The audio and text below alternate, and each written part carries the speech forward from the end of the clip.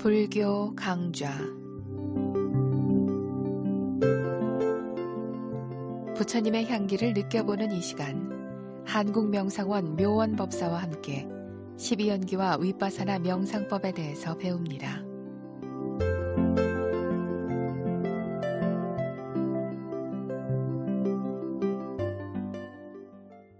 몰라서 행하지 못하는 사람이 있고 알아도 행하지 못하는 사람이 있습니다. 모르는 사람은 무명 때문에 눈이 먼 사람이고 알아도 못하는 사람은 믿음이 부족한 사람입니다. 무명에서 깨어나는 것도 자신의 역할이며 믿음을 갖는 것도 자신의 힘으로 해야 합니다. 무명에서 깨어나기 위해서는 믿음을 가져야 하며 믿음을 갖기 위해서는 반드시 스승의 가르침을 따라야 합니다. 믿음은 경전을 읽고 법문을 듣고 가르침에 따라 수행을 해야 생기게 됩니다. 오늘은 부처님의 생애와 부처님께서 고행을 하신 수행의 과정과 그리고 어떻게 연기를 발견하셨는가에 대해서 계속해서 말씀을 드리겠습니다. 부처님의 생애에 대해서는 나라다 마하테라께서 하신 말씀을 전해드리겠습니다. 부처님에 대한 교육의 상세한 내용은 그렇게 전해지지 않습니다. 그러나 부처님은 무사 계급이셨기 때문에 전투며 무예에 대한 특별한 훈련을 하셨습니다. 그리고 학문도 병행하셨습니다. 고타마 시달다께서 16살이 되어서 같은 나이인 아름다운 야쇼다라 공주와 결혼을 했습니다. 행복한 결혼 생활 이후에 거의 13년간 그는 사치스러운 생활을 하면서 궁궐밖에 변천하는 삶에 대해서 아무것도 모르는 채 행복에 빠져 있었습니다. 이후에 부처님께서는 왕자로서의 사치스러운 생활에 대해서 다음과 같이 회고하셨습니다. 나는 극도로 화려한 생활을 했다. 부치는 나를 위하여 궁궐에 3개의 연못을 만들어 주었다. 가까스의 연못에는 파란 연꽃, 빨간 연꽃, 그리고 하얀 연꽃이 피었다. 나는 가시의 특산품인 백단향 이외에는 사용하지 않았다. 나의 터번, 튜닉, 옷 그리고 망토는 모두 그곳에서 가져온 것들이었다.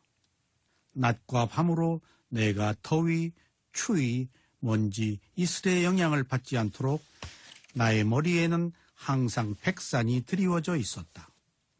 여기서 말하는 백산은 흰 우산입니다. 나를 위해서 3개의 궁궐이 지어졌다. 하나는 추운 계절, 하나는 더운 계절에, 그리고 다른 하나는 장마철에 대비해서 3개의 궁궐이 만들어졌다. 4개월의 장마 기간에 나는 장마철을 위한 궁전에 살면서 한 번도 밖에 나오지 않고 여자 무희들에 둘러싸여 하루 종일 즐겁게 지냈다. 다른 사람들의 가정에서 곡식, 찌꺼기와 신음식을 노예와 일꾼들에게 줄 때 부친의 왕궁에서는 그 이상의 쌀과 고기 등의 음식을 노예와 일꾼들에게 주었다. 이렇게 사신 것을 회상하셨습니다. 이렇게 사시면서 시간이 지남에 따라 그는 점차 진실을 알기 시작했습니다. 그의 사색적인 성격과 무한한 연민의 정은 그를 왕궁의 덧없는 즐거움에 단순히 탐닉하도록 허락하지 않았습니다. 그는 개인적인 고통에 대해서는 몰랐지만 고통을 받는 인류에 대해서는 깊은 동정심을 느끼기 시작했습니다.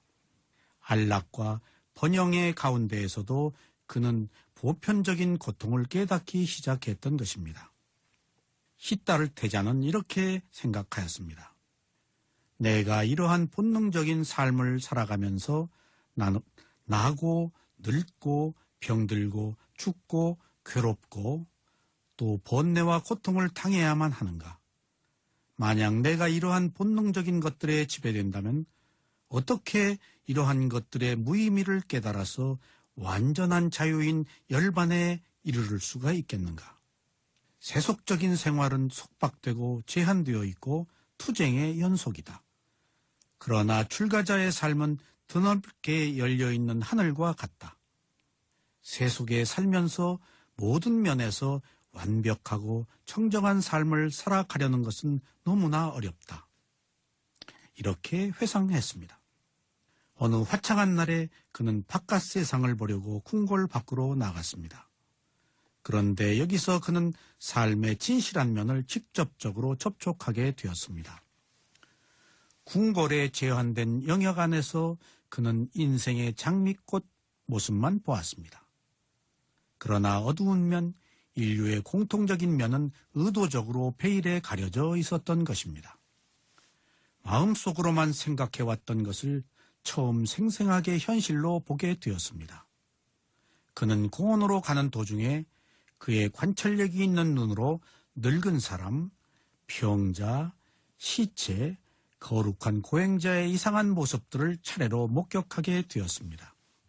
앞에 세 개의 장면은 삶의 엄연한 법칙과 인류가 겪는 보편적인 법칙을 보여주었던 것입니다. 그리고 네 번째는 삶의 고통을 극복하고 고요한 평화를 얻는 길을 보여주었던 것입니다. 이 네 가지에 예기치 않았던 광경이 이 세상을 싫어하고 출가하게끔 마음을 재촉하였습니다.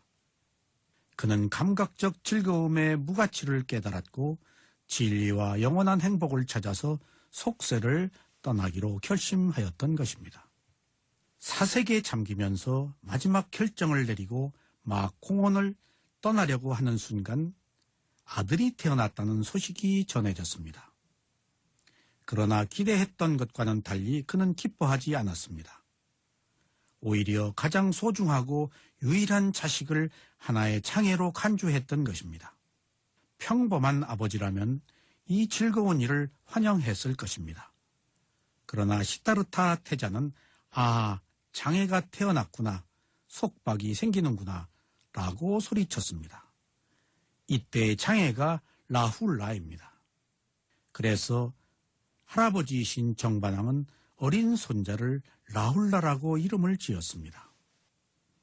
궁궐은 시다르타 태자에게 있어서 더 이상 명상을 하기에 쾌적한 장소가 아니었습니다. 그의 매력적인 젊은 부인도 사랑스러운 어린 아들도 출가를 하려는 그의 결심을 결코 막을 수는 없었습니다.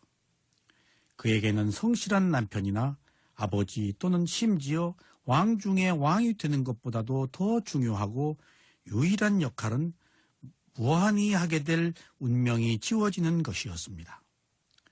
궁궐의 유혹적인 것들은 더 이상 그를 기쁘게 하는 태상이 아니었습니다. 이제 떠날 때가 무르익어 갔습니다. 그는 충실한 마부 찬나에게 에마 칸다카의 말 한 장을 앉으라고 지시했습니다. 그리고 야쇼다라가 잠들어 있는 방으로 갔습니다. 방문을 열고서 그는 문간에 섰습니다.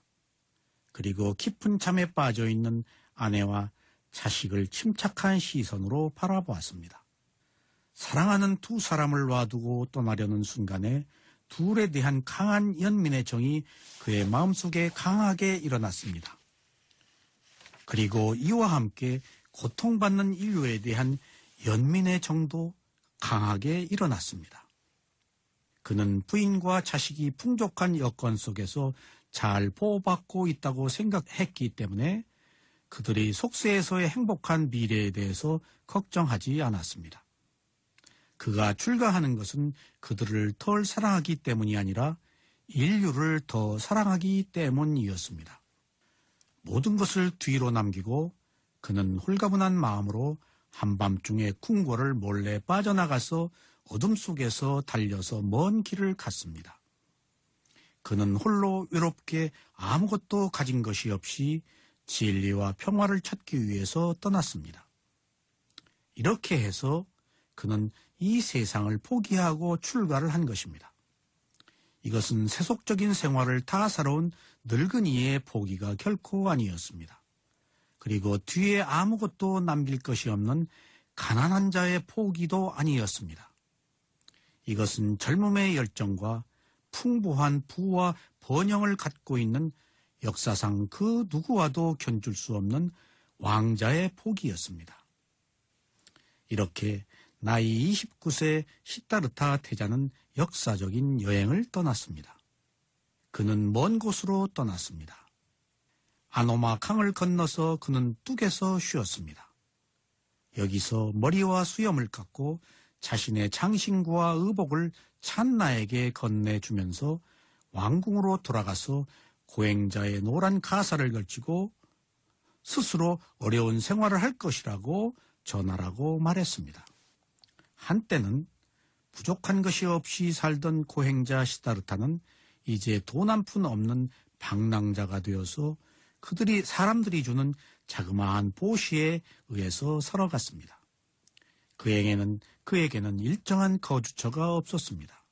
그늘진 나무 또는 외딴 통굴이 밤낮으로 이어지는 추위와 더위를 막아주었습니다. 맨발과 깎아머리로 태양이 내려쬐는 길과 살을 애는 추위 속을 걸어 다녔습니다. 그의 것이라고 부를 수 있는 것은 다만 음식을 얻기 위한 바루와 몸을 덮기 위한 알맞은 가사를 제외하고는 아무것도 없었습니다. 오로지 모든 열정을 진리를 찾는 데만 집중하였던 것입니다. 이렇게 해서 진리를 추구하는 구도자가 된 시다르타는 마음의 진정한 평화를 찾아서 그 시대의 가장 뛰어난 고행자인 알라 칼라마에게 가서 말했습니다. 칼라마시오, 나는 당신과 함께 성스러운 생활을 해 나가고 싶습니다. 그러자 알라 칼라마가 말했습니다. 오 존경하는 이여, 그대는 나와 함께 머물러도 좋소. 지혜가 있는 사람이면 스스로 자신의 직관적인 지혜에 의해서 이 가르침을 깨닫고 오래지 않아 스승의 경지에 도달할 수 있을 것이오. 오래지 않아 그는 가르침을 다 배웠습니다.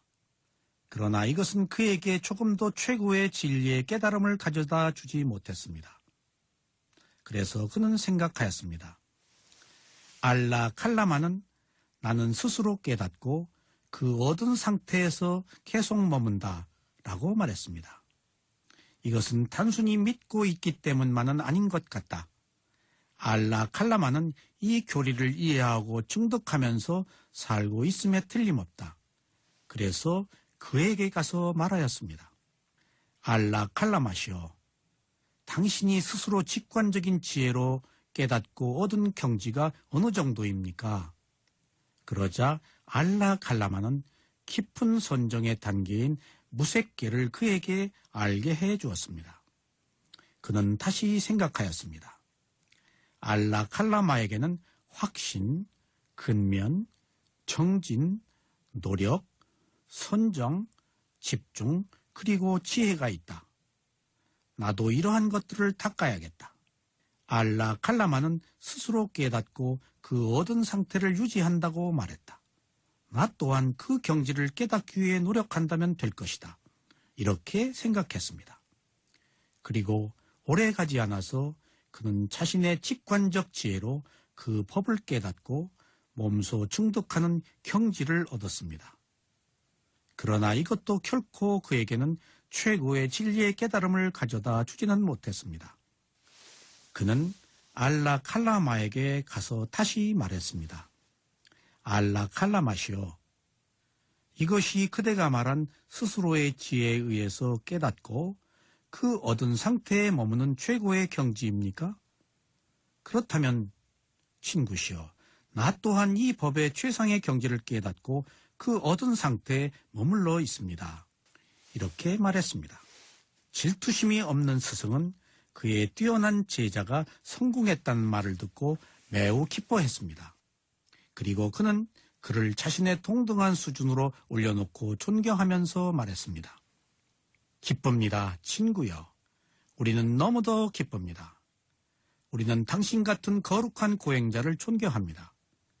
나의 지혜에 의해서 스스로 깨닫고 선언하고 얻은 경지에 머무는 것과 똑같이 당신 또한 스스로 깨닫고 얻은 경지에 머무르고 있습니다.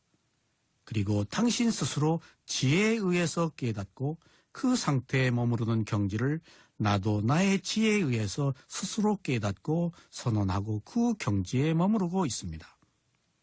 이와 같이 내가 알고 있는 교리를 당신 또한 알며 당신이 알고 있는 교리를 나 또한 압니다.